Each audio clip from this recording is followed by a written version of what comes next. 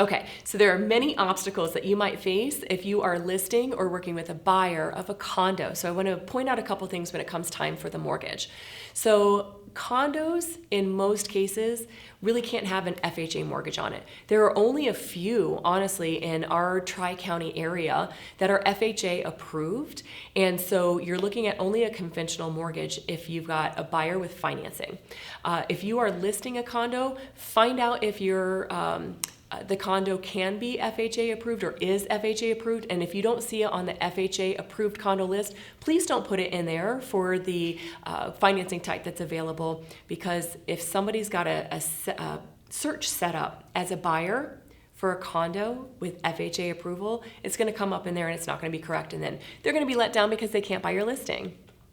Another thing is we get what's called a condo questionnaire. And some of those questions that are being asked have to do with the general liability insurance that the condo needs to hold. It has to do with how many investments our ownership is out there. We're not so concerned with overall investment ownership, but we are concerned with one sole investor. So if one sole corporation or person owns greater than 10% of that condo unit complex, it's going to pose a really big problem, and we can't get approval through Fannie Mae or Freddie Mac, which backs all conventional mortgages. Another pretty big obstacle that I see is that condo associations sometimes don't have proper reserves. So the reserves are a certain percentage of what their overall annual budget is, and that needs to be set aside. Here's a reason why.